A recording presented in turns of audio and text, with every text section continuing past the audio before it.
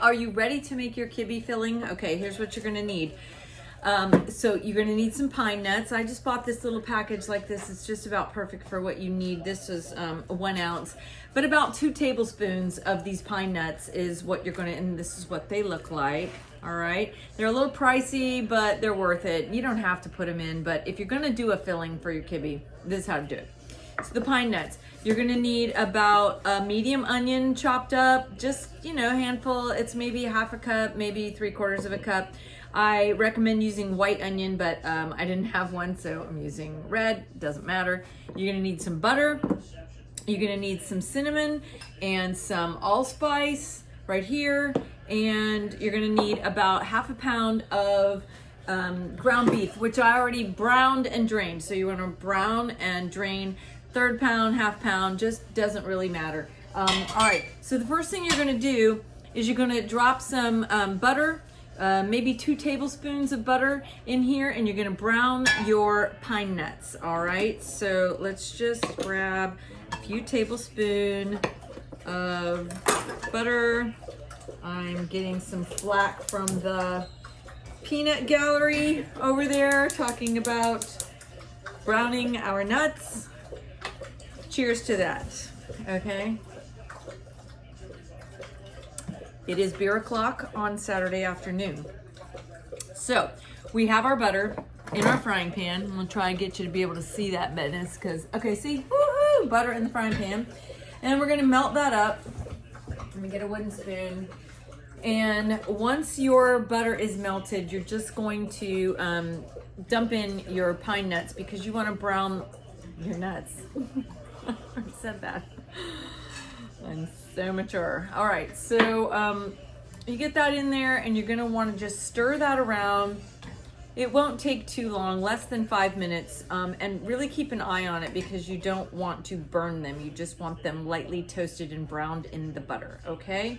So I'll be back when that happens. You want to constantly be stirring the pine nuts in the butter, because you don't want to burn the butter either. So that's something that can happen. And you'll see that they're, if you look in here, and well, you can't see it from there, but they're starting to brown up quite a bit.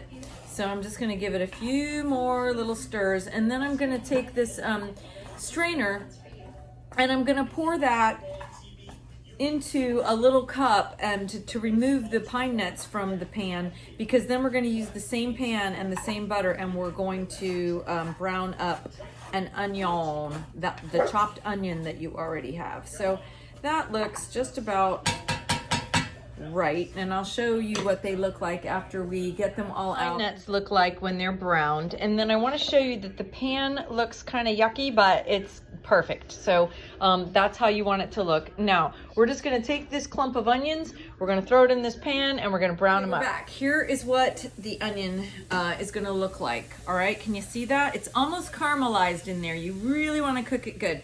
Then as soon as that is ready, you take your roasted pine nuts, and you want to get them back in there. All right, give them a good stir around, mix it all up real good. Get all that yummy butter all over it. It's delicious. Then you're gonna take that, and you're going to mix that into the ground beef that you browned and drained earlier. So here we go. Here's my ground beef. Here's my zhuzh I just cooked. And you're gonna get that on in there. Ooh, I'm losing my pen. Got it back. All right, so here you go. Get all that in there, scrape all the butter, because no one ever said, gee, I wish there was less butter. Okay, so you've got all that in there, and you're going to now mix that around.